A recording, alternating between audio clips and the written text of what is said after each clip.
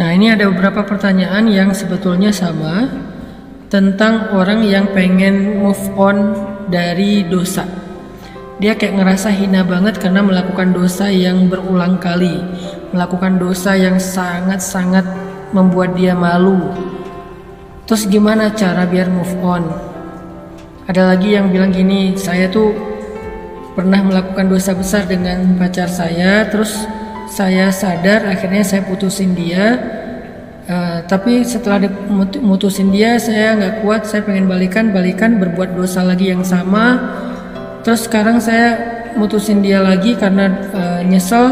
Udah gitu dia kayak ngejar-ngejar saya dan minta pertanggungjawaban dari saya karena dia ngerasa udah saya rusak. Gimana dong Ustadz?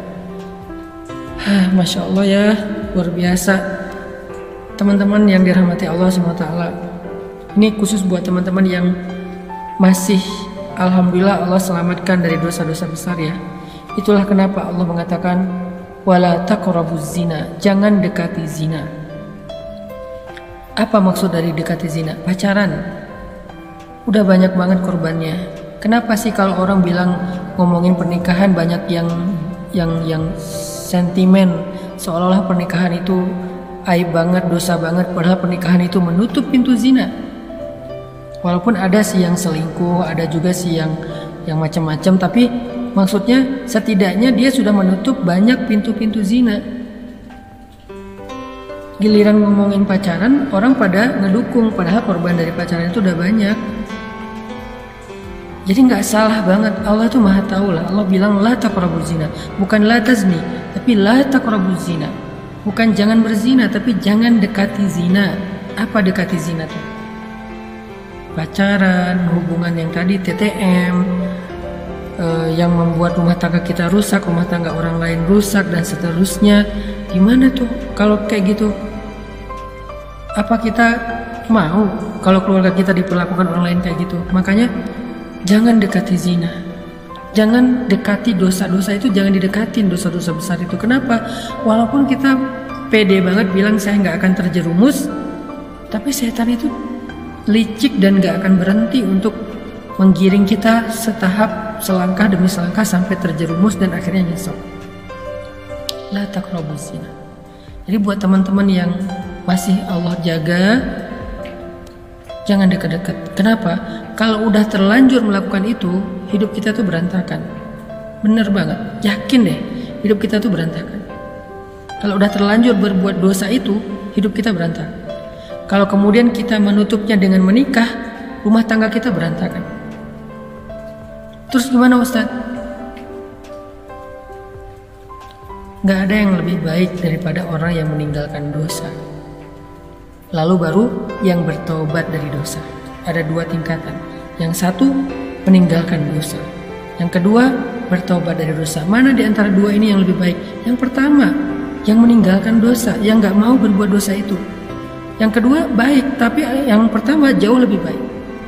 Jangan kita gampangin, gampang nanti bisa taubat. Pertama, ya kalau kita masih punya kesempatan. Kedua, ya kalau ternyata hati kita terbuka untuk taubat, kalau udah keenakan dengan dosa. Dan yang ketiga, tetap orang yang meninggalkan dosa lebih baik dan lebih utama daripada orang yang bertobat dari dosa, walaupun dua-duanya baik.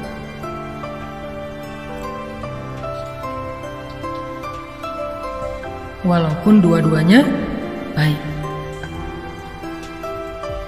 Terus gimana kalau kita udah terlanjur Ustaz? Buat yang udah terlanjur, Allah Subhanahu wa taala berfirman, "Qul ya ibadiyalladzina asrafu ala anfusihim." Katakanlah, wahai hamba-hambaku yang telah banyak dosa, melampaui batas, menzolimi diri sendiri. Allah memanggil orang-orang yang merasa banyak dosa. Qul ya ibadiyalladzina asrafu ala anfusihim. Wahai hamba-hambaku yang banyak dosa, kata Allah, yang berzina, yang datang ke dukun, yang syirik, yang durhaka sama orang tua, yang mencuri, yang membunuh, yang makan riba, yang banyak dosa, berbagai macam dosa yang gak kebayang. La taqnatu min rahmatillah. Jangan berputus asa dari rahmat Allah. Innallaha yaghfirudz dzunuba jami'a. Sesungguhnya Allah mengampuni semua dosa. Gak ada dosa yang gak diampuni sama Allah. Tapi saya pernah syirik, Ustadz. Allah mengampuni semua dosa, termasuk syirik, termasuk syirik. Syirik itu baru gak diampuni kalau dia mati dalam keadaan itu dan belum bertaubat. Kalau dia bertaubat, semua diampuni. Termasuk riba, termasuk riba. Durhaka sama orang tua, termasuk durhaka sama orang tua. Berzina berkali-kali, ya. Kalau dia taubatnya sungguh-sungguh. Kalau dia mengulangi lagi, berarti belum diampuni dosanya. Kalau dia sungguh-sungguh, syaratnya taubatan nasuha itu dia benar-benar tinggalin tuh dosa. Dia berjuang meninggalin dosa itu, apakah dengan pergi dari sana, apakah dengan delkon, apakah dengan ganti nomor, apakah tutup sosial media, tutup semua akses informasi, agar nggak berinteraksi lagi dengan orang yang membuat kita terjerumus kepada dosa. Tinggalkan segala masa lalu, fokus untuk memperbaiki diri di hadapan Allah. Kalau itu taubatnya, Allah bilang, Innallaha yaghfirudz dzunuba jami'a. Allah mengampuni dosa semua. Allah mengampuni semua dosa. Dan Allah mengatakan di akhir ayat itu, Innahu huwal ghafurur rahim. Sesungguhnya dialah yang maha pengampun, lagi maha penyayang. Dia maha pengampun dan dia maha penyayang. Dia pasti mengampuni dan dia sayang banget sama kita. Jadi kalau ada niat pengen benar-benar bertaubat, jangan berkecil hati. Kalau benar-benar pengen bertaubat, jangan berkecil hati. Allah itu sayang banget sama hambanya yang bertaubat. Innallaha yuhibbut tawwabin. Malah Allah cinta sama hambanya yang bertaubat. Wa yuhibbul mutatahhirin. Allah cinta kepada hambanya yang pengen membersihkan dirinya. Dan untuk bisa meninggalkan dosa zina itu, baik sebelum dia menikah maupun setelah dia menikah, coba renungkan satu kisah Nabi ini. Ada seorang laki-laki berteriak di dalam Masjid Nabawi dengan mengatakan, "Wahai Rasulullah, izinkan saya berzina," kata dia. "Wahai Rasulullah, izinkan saya berzina," kata dia. Semua sahabat yang mendengar ini kaget. Kemudian mereka marah karena lancang sekali laki-laki ini minta izin kepada Nabi untuk berzina.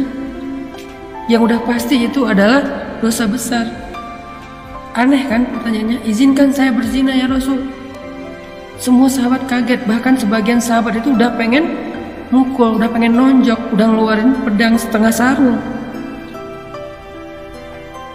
Nabi juga kaget, tapi Nabi bijak. Nabi mengatakan, "Udnu, dekatlah ke saya, kesinilah."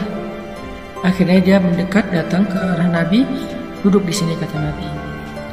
Dia duduk di depan Nabi sampai bertaut lututnya dengan lutut Nabi. Kemudian Nabi bertanya dengan suara yang lembut, karena Nabi ingin melembutkan hati orang ini.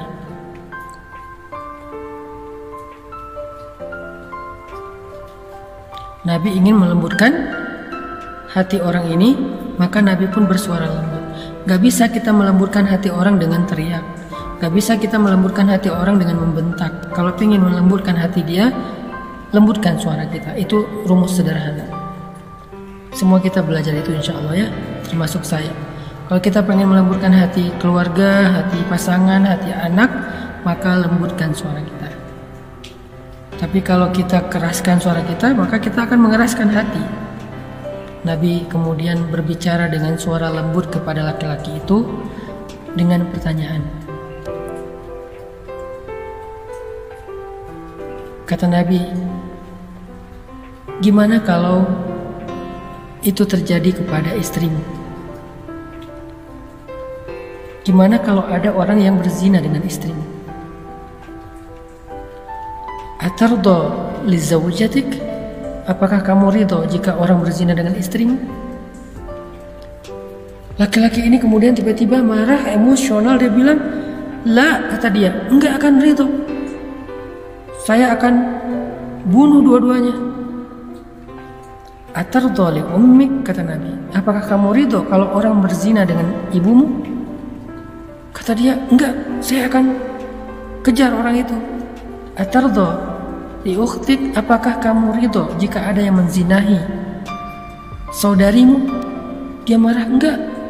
Atardo li ibnatik, apakah kamu ridho jika ada yang menzinahi anak perempuanmu? Enggak, kata dia, saya enggak ridho sama sekali. Kemudian Nabi mengatakan, begitulah perasaan orang yang ibunya kamu zinahi. Begitulah perasaan orang yang istrinya kamu zinahi. Begitulah perasaan orang yang adik perempuannya kamu zinahi. Dan begitulah perasaan orang yang anak perempuannya kamu zinahi. Mereka juga enggak ridho, mereka juga sedih, mereka juga marah. Seperti apa yang seperti apa yang engkau rasakan. Kemudian Nabi mengusap dada orang itu. Setelah diusap dadanya, Nabi mendoakan, ya Allah, lapangkan dada orang ini, bersihkanlah kemaluannya.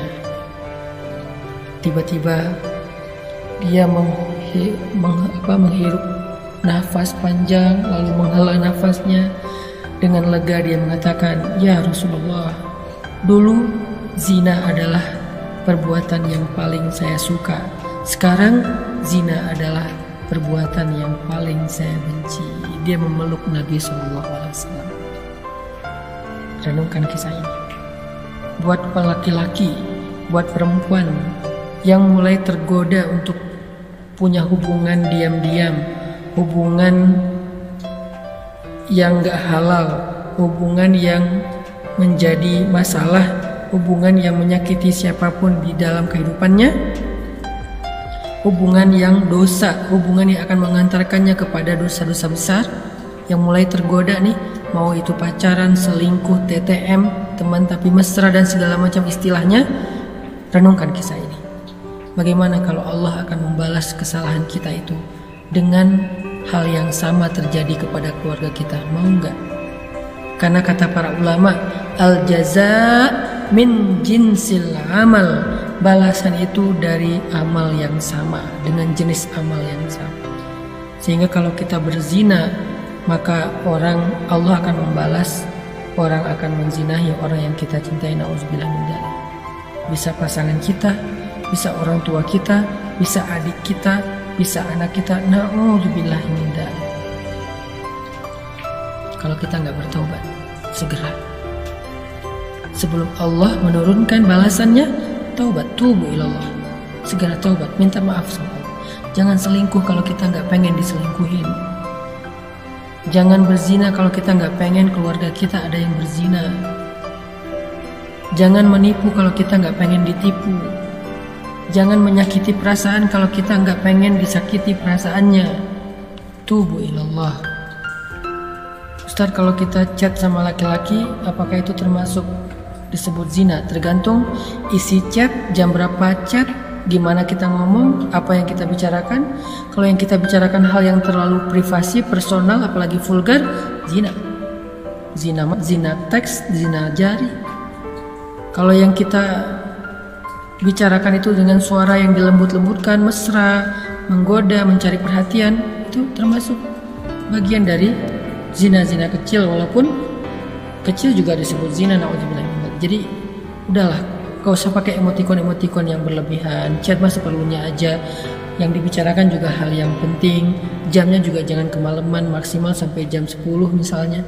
Kecuali kita bersama dengan muhrim kita, nggak sendiri. Apalagi sampai video call segala macam, janganlah, karena itu dosa. Dan nanti balasannya juga sama, kita juga nggak akan mau anak kita kayak gitu kan. Kita nggak mau kan saudara kita kayak gitu. Kita nggak mau kan apalagi pasangan kita kayak gitu. Renungkan nasihat Nabi tadi kepada laki-laki yang datang kepada beliau. Itu modal banget buat kita ninggalin dosa. Itu modal banget buat kita ninggalin dosa.